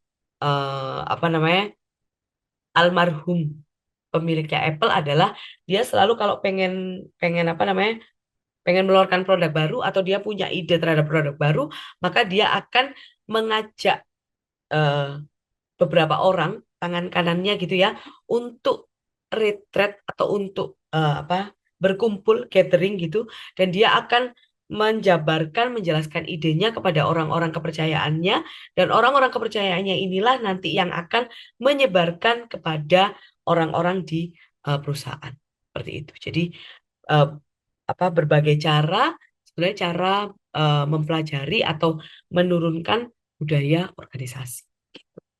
Mungkin dari sini ada yang pengen ditanyakan dulu, Bapak, Ibu, teman-teman semua. Kalau simbol kebendaan, mungkin saya lanjutkan dikit. kalau simbol kebendaan itu kenapa kok Google? Jadi Google ini punya punya huruf yang diwarnai berbeda-beda gitu ya. Nah, itu menunjukkan adanya ragam produk, adanya ragam warna di dalam Google, dan itu satu hal yang diwadahi, yaitu berbagai ragam ide yang ditampung oleh perusahaan untuk kemudian bisa diolah kembali untuk jadi berbagai produknya Google. Itu simbol kebendaan itu seperti itu. Adakah pertanyaan dari apa yang saya jelaskan, Bapak Ibu, teman-teman semua, terkait dengan budaya organisasi? Tidak ada. Kalau tidak ada, saya lanjutkan. Oke. Beberapa hal terkait budaya organisasi, terkait dengan isu budaya organisasi adalah yang pertama, bagaimana menciptakan budaya yang inovatif. Terus yang kedua adalah menciptakan budaya yang responsif. Dan yang selanjutnya adalah spiritualitas dan budaya organisasi. Jadi apa yang highlight, yang penting adalah yang dua di atas, yaitu tentang bagaimana menciptakan budaya yang inovatif dan bagaimana menciptakan budaya yang responsif. Jadi ini dua PR yang sangat besar bagi organisasi, bagaimana dia bisa menciptakan dua budaya ini. Mengapa hal ini menjadi sulit diterapkan di dalam organisasi? Kita kembali pada struktur demografi. Di sebuah organisasi itu juga ada yang disebut dengan struktur organisasi. Ya, Oke, baik. Jadi di sebuah organisasi itu juga ada struktur demografi. Apakah di sebuah organisasi itu lebih banyak yang muda, ataukah lebih banyak yang sudah sepuh gitu ya? Hal-hal itu juga akan berdampak pada apakah sebuah organisasi itu akan mudah atau sulit untuk menciptakan budaya yang inovatif ataupun yang responsif. Gitu. Jadi bagaimana tingkat pendidikan, bagaimana usia, bagaimana kondisi sosial ekonomi di anggota organisasi itu akan sangat berdampak pada apakah sebuah organisasi itu sulit atau gampang menerapkan atau menciptakan budaya yang inovatif dan responsif. Sampai sini ada pertanyaan atau ada diskusi dari teman-teman? Saya sedikit bertanya, Bu. Oke, monggo Mas Agung. Kalau mau bikin saya sedikit tarik ke belakang tadi ya, Bu. Kalau bikin tagline perusahaan apa tagline organisasi, apakah harus sejalan sama budayanya perusahaan itu gitu? Oke.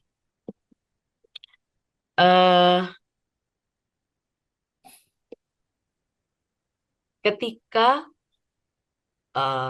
kayak misalnya Nestle nih ya, dia budayanya adalah misalnya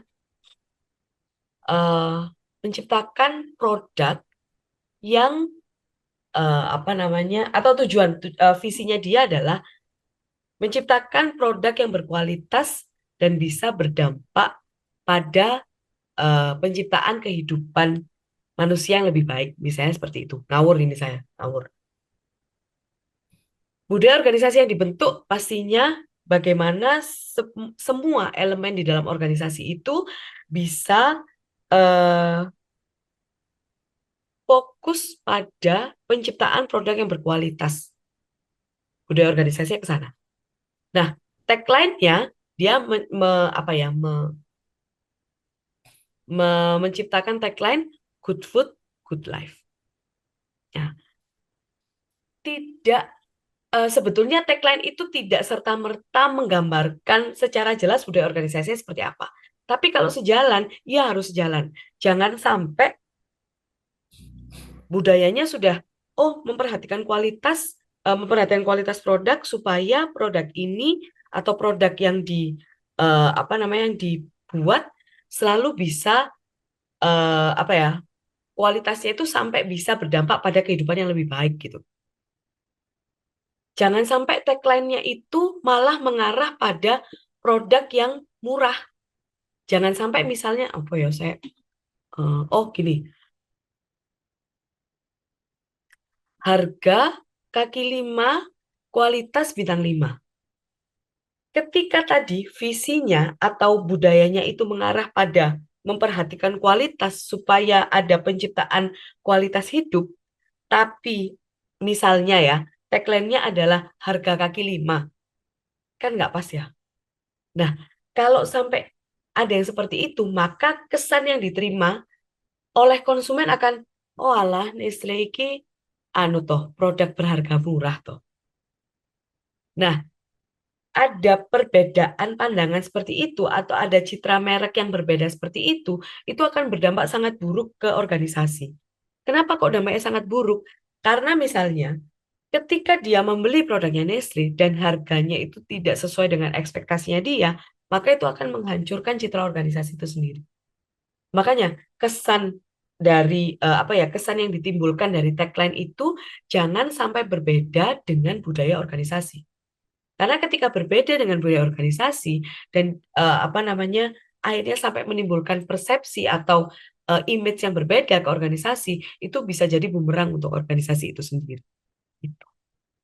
Tidak serta-merta menggambarkan sih, tapi harus mencerminkan. Jadi harus ada kesan bahwa good food, good life. Berarti produknya berkualitas. Dan ketika kita bicara kualitas, kita nggak bisa berharap barang itu adalah barang berharga murah kayak gitu. Tapi ketika lain cerita dengan AirAsia, ketika AirAsia bilang now everyone can fly. Everyone can fly. Berarti ada price tag atau tag harga yang murah di sana. Ketika tag harga yang murah, ya jangan berharap terus fasilitas yang disediakan di dalam pesawat itu serupa dengan pesawat-pesawat yang full service kayak gitu. Itu kaitan tidak langsung antara tagline dan budaya organisasi serta ekspektasi atau brand image yang ditimbulkan dari tagline tersebut. Gitu. Itu sih penjelasan saya, Mas Agung. Terima kasih, Bu. Oke, baik, sama-sama. Yang lain, adakah yang mau bertanya lagi? Sudah tidak ada?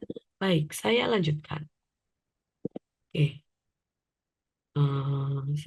Ini ada satu video, semoga bisa terputar dengan baik gitu ya. Mohon maaf, ini videonya tentang Coca-Cola sebetulnya. Mungkin untuk beberapa teman-teman agak sensitif, cuman saya mengambil video ini murni karena ada pembelajaran yang ingin saya sampaikan ke teman-teman bagaimana budaya organisasi atau bagaimana Coca-Cola itu mensinergikan antara apa yang menjadi budaya organisasi mereka dengan bagaimana mereka membuat video ini. Oke. Jadi sebetulnya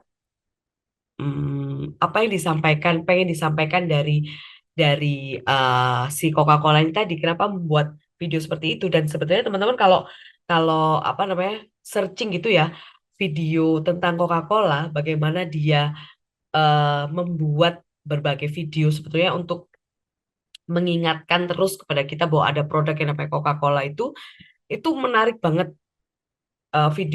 Video buatannya mereka itu menarik banget. Kalau saya amati, apa yang pengen disampaikan sebetulnya oleh mereka dari berbagai video yang mereka buat itu adalah mereka pengen kita selalu mengingat tagline always Coca-Cola. Jadi kalau di video itu tadi di berbagai situasi di berbagai budaya, di berbagai situasi, apakah dia sama temennya atau lagi sharing atau catering sama keluarganya, mau di dalam rumah, di luar rumah, itu selalu ada Coca-Cola gitu. Nah, itu yang pengen di apa sampaikan oleh dia terkait dengan tagline-nya Always Coca-Cola. Nah, dari tagline Always Coca-Cola itu sebetulnya kalau kita amati lebih lanjut ada budaya organisasi yang kecantol di situ. Di mana komitmen perusahaan adalah menyediakan satu produk yang bisa dinikmati oleh semuanya dalam berbagai situasi gitu.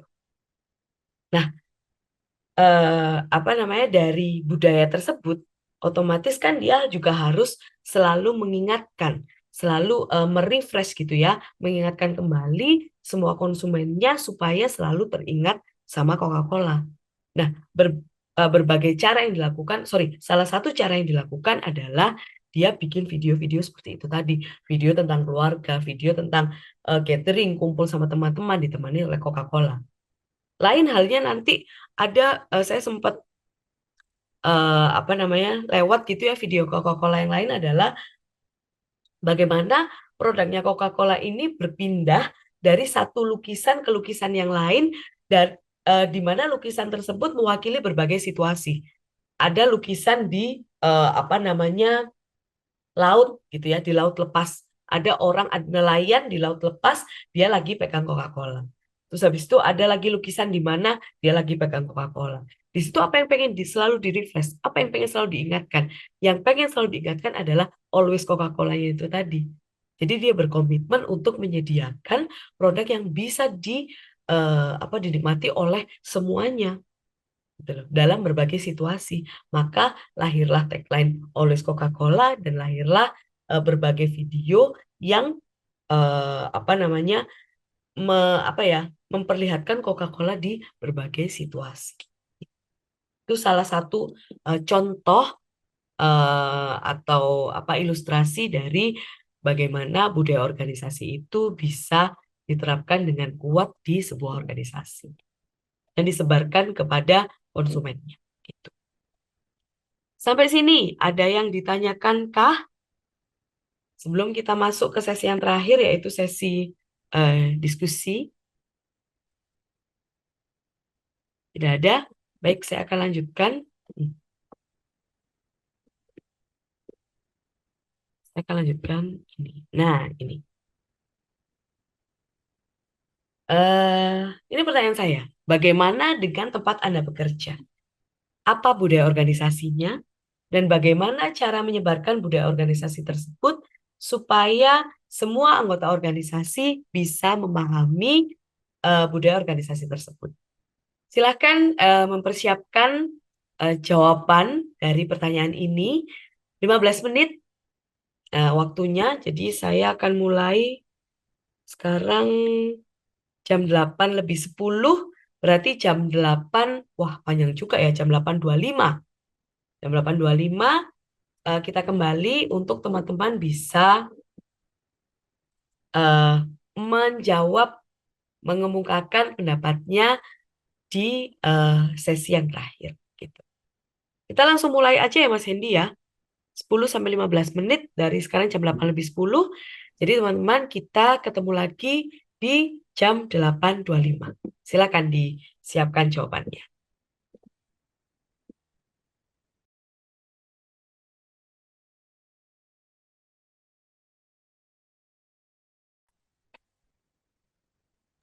Baik Bu, bisa dilanjut. Oke, baik. Baik, Bapak, Ibu, teman-teman semua, sudah pada nyiapin ini ya jawabannya ya. Monggo nanti bergantian aja bisa menjawab, bisa menyampaikan gitu seputar apa yang tertulis, apa yang ditanyakan saya tulis di layar. Saya stop share dulu, oke. Nanti langsung bergantian aja, Bapak Ibu. Mungkin langsung bisa pakai gimana ya cara menentukan urutannya ya, Mas? Pakai angkat tangan aja kali ya. Jadi Boleh. kelihatan urutannya siapa aja gitu. Ya, monggo Bapak Ibu, siapa yang mau terlebih dahulu menjawab pertanyaan dari saya, silakan. Izin saya dulu boleh Bu? Boleh, monggo. Baik, tadi pertanyaannya kan budaya di Hmm, tempat kerja dan ya, gimana cara supaya apa ya, anggota organisasi lain bisa mm-mm, lebih apa ya, tahu tentang budayanya seperti apa itu. ya, Kalau di tempat saya itu budayanya sendiri ini Bu, ada apa namanya? Ada enam, yaitu tentang kebersamaan, tentang kolaboratif, tentang saling mempercayai satu sama lain, berintegritas, bisa beradaptasi, dan kekeluargaan. Itu semua dalam bahasa Inggris, unity, sinergi, belief, integrity, adaptive, family. Satu ini apa, huruf awalannya semua itu menjadi nama kantornya itu USBIAF gitu. Jadi gitu. eh cara apa namanya? Cara untuk supaya teman-teman lain itu bisa memahami itu, kalau yang pertama memang pertama kali masuk, ya intinya kita sosialisasi sejak awal. Kita kasih tahu ini loh, cara kerjanya itu seperti ini, terus budaya kerjanya seperti ini, terus apa ya, ya workflow-nya kayak gini. Intinya kita sosialisasi sejak awal pertama kali itu. Setelah setelah disosialisasi, yang pasti setelah disosialisasi nanti ketika dia masuk merasakan gitu Bu. Eh, Setiap anggota tim itu menjadi role model untuk culture-nya gitu Bu. Untuk setiap budayanya itu. Oh, iya ya, si si ini memang bisa adaptif banget. Oh iya ya, si ini bisa rajin banget. Berarti memang budayanya itu diterapkan. Jadi gitu. Jadi setiap setiap individu bisa menjadi role modelnya. Terus itu ketika evaluasi, ketika ada pekerjaan apa, intinya kegiatan-kegiatan dulu mm-mm, kita terapkan dan kita tekankan ke setiap kegiatannya itu. Ini loh, kita bikin evaluasi ini karena apa? Karena kita ini perlu terus adaptif di market, perlu tetap apa namanya, up to date gitu lah, intinya kayak gitu.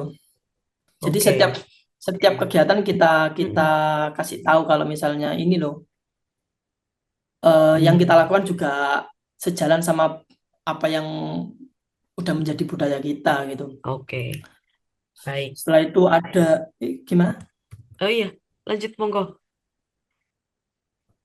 Oh ya, ya setelah itu eh, bikin apresiasi sih Bu, bikin apresiasi kayak siapa yang apa ya? Tadi contohnya yang keaktifan tadi ya, bikin misalnya si paling aktif, si paling apa, Mm-mm, si paling apa, si paling apa. Itu.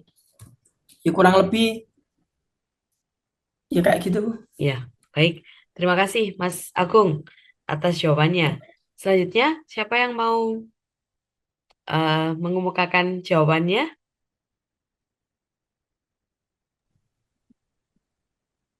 Bu, izin. Ya, monggo. Jadi begini, kebetulan saya kerja di bidang minyak goreng kelapa sawit, dan kebetulan saya menjadi dipercaya sebagai atasan untuk membuat wadah bagi para pemanen kelapa sawit. Mm-mm, Jadi memang budaya, kalau bicara tentang budaya yang ada di organisasi tersebut, mm-mm, yang pertama yang paling ditekankan yaitu keamanan dan keselamatan kerja. oke, Karena ini merupakan prioritas utama bagaimana seorang pemanen kelapa sawit itu mm-mm, eh, akan jauh dari kecelakaan kerja, cedera, oh, dan lain sebagainya. mm-mm, Dan agar para anggota itu memahami hal tersebut dan menancapkan budaya tersebut di diri mereka, kami lakukan pelatihan di awal kali masuk, kemudian kita melakukan praktek langsung bagaimana menggunakan alat pelindung diri yang benar, APD yang benar. Jadi Yang pertama itu keselamatan kerja. Karena tanpa adanya keselamatan kerja akan banyak terjadi eh, kecelakaan kerja. Karena pemanen itu risikonya tinggi. Eh, Paling banyak itu terjadi cedera-cedera memang dari pemanen.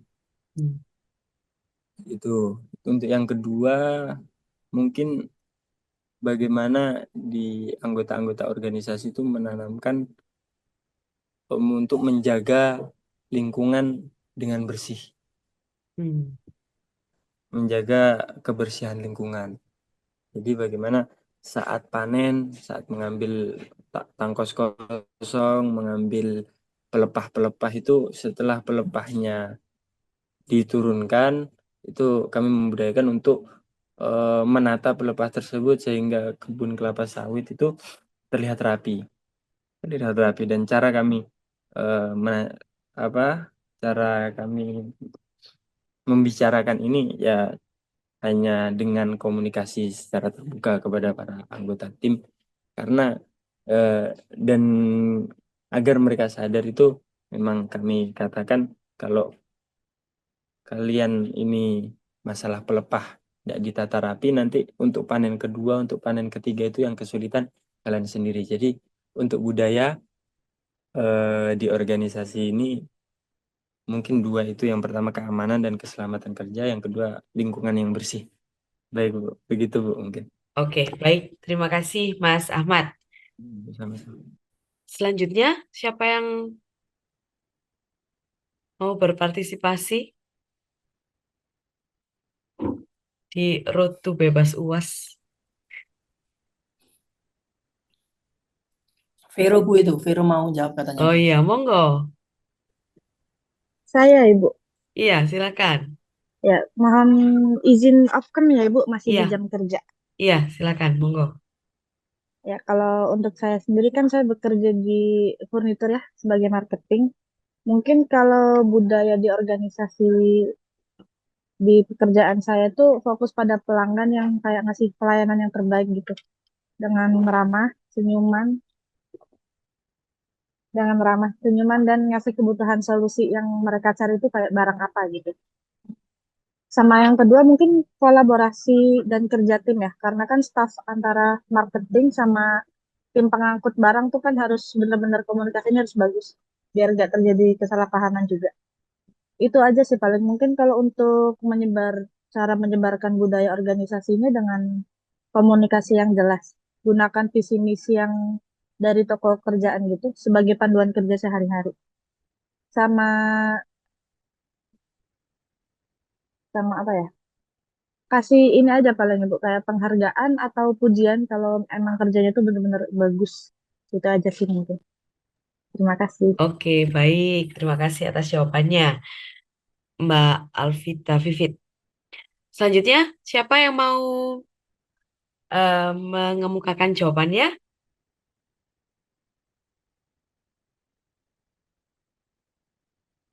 Sudah tidak ada nih. Kalau sudah tidak ada, saya tutup ini habis ini kelasnya.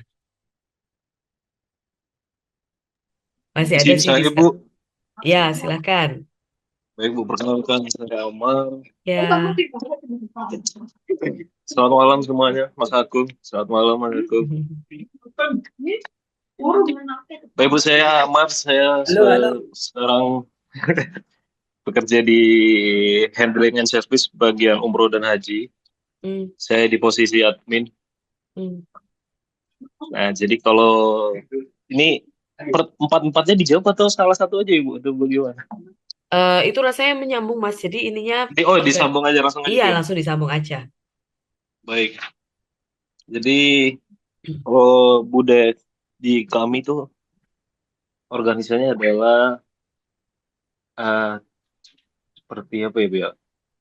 Kerjasamanya itu inovasi, kejujuran, kebenaran, terus norma dan praktik, simbol dan cerita, terus ada juga gaya pemimpinnya.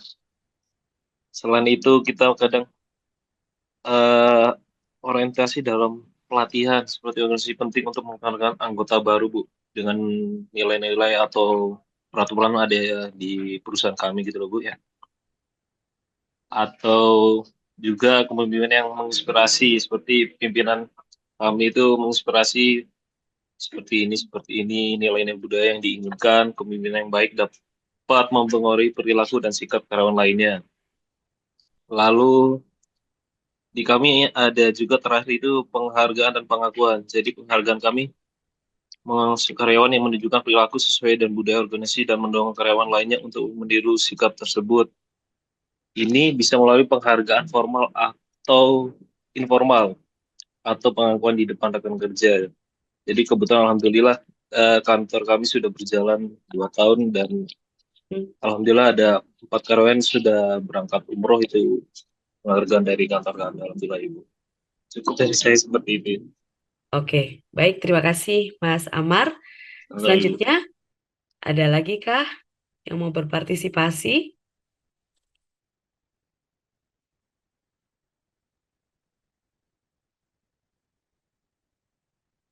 Beneran nih, nggak ada. Saya Ibu. Silakan.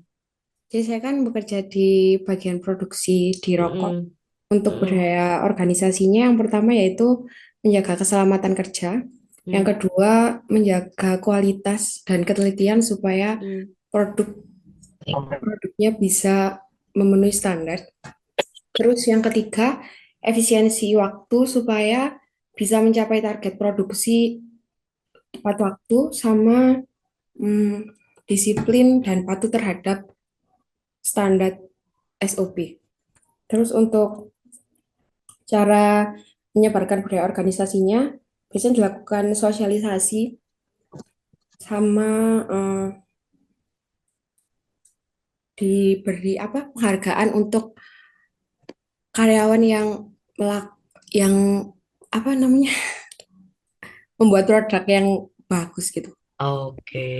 Ya, terima kasih. Baik, terima kasih Mbak Fariska. Selanjutnya, ada lagi kah? Saya tunggu sampai 8.45. Monggo silakan kalau ada lagi yang mau mengungkapkan, menjawab pertanyaan dari saya.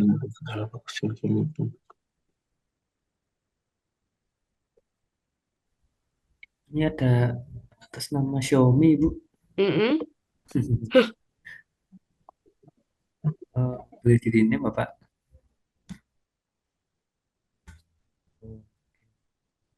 Barusan on cam terus on mic, off mic.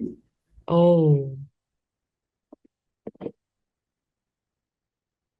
Ada lagi kah Bapak Ibu, Mbak Mas yang mau mengungkapkan jawabannya, mengungkapkan pendapatnya terkait dengan bagaimana sebetulnya budaya organisasi di tempat Anda bekerja, sekaligus dengan bagaimana budaya organisasi tersebut bisa disebarluaskan kepada anggota organisasi. Kalau sudah tidak ada, saya tutup kelasnya nih. Gimana nih Mas Hendy? Sepertinya ada beberapa yang sibuk kerja sambil kerja, Bu. Iya, kayaknya begitu. Ini saya penasaran yang atas nama ini HP-nya namanya Xiaomi. Xiaomi ini ya. Ini belum di-rename. Takutnya nanti saya absen nggak. Iya, Bapak, Ibu, Mas, Mbak. Iya itu saya mohon maaf. Iya, mungkin bisa di chat aja kali ya atas nama siapa supaya Mas Hendy bisa ngerekap absennya. Oh iya, tadi Ya, soalnya di baik. laptop keluar ini connect ke HP. Oh iya, Oh, ini baik. Pak Ahmad, bukan. Bukan. Siapa Pak namanya? Oh, Pak Rafli. Oke, saya ganti. Oke. Baik, terima kasih Pak Rafli. Nanti kalau nggak tahu bisa skip nanti absennya, sayang. Gimana ini? Bapak, Ibu, Mas, Mbak, adakah lagi yang mau menjawab? Kalau memang tidak ada, saya tutup ini kelasnya. Kita lanjut lagi di Road to Bebas UAS minggu depan.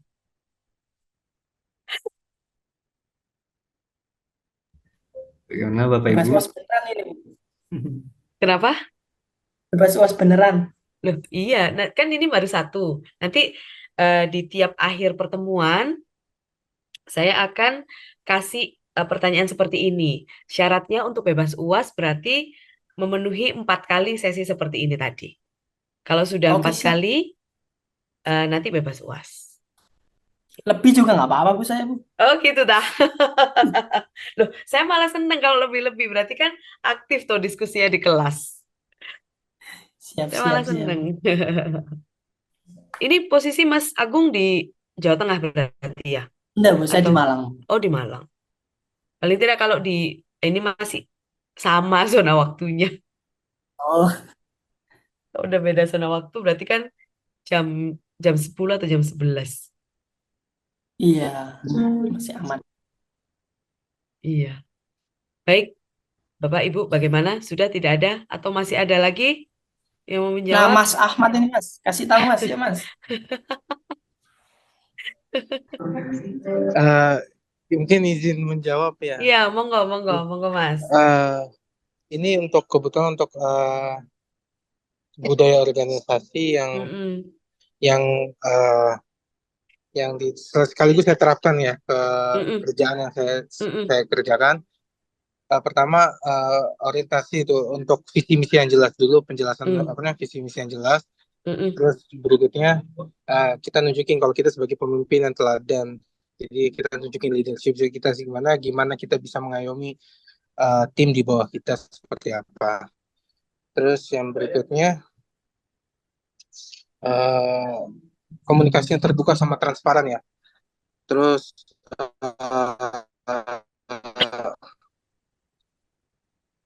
eh, pengakuan dan penghargaan itu juga sangat penting buat eh, sebuah organisasi. Dan mungkin itu dari saya, mungkin yang udah saya terapkan juga seperti itu, Bu. Oke, baik. Terima kasih banyak Mas Ahmad, Mas Siap, Ahmad yang siap lain. Ibu. Karena ini ada dua nih yang namanya Mas Ahmad. Iya, Oke, baik. Sekali lagi terima kasih. siap Ibu. Oke, baik Bapak, Ibu, teman-teman semua. Adakah lagi yang mau menjawab kesempatan terakhir? Tidak ada? Baik, kalau memang sudah tidak ada yang menjawab, mungkin silakan digunakan kesempatannya di lain waktu, di minggu depan gitu ya. Eh, saya akhiri kelas saya malam ini. Terima kasih atas antusiasme, terima kasih atas perhatian, dan terima kasih atas diskusi, pertanyaan yang sudah diberikan hari ini. Saya tutup kelasnya. Terima kasih sekali lagi. Wassalamualaikum warahmatullahi wabarakatuh. Selamat malam. Terima kasih Mbak Lucia. Waalaikumsalam Terima kasih Waalaikumsalam, Bapak Ibu terima kasih Terima semuanya. kasih, Bu. Bu. Bapak Ibu jangan lupa mengisi review ya. Ya, kita Mana? berjumpa lagi. Ya, kita berjumpa lagi di minggu depan.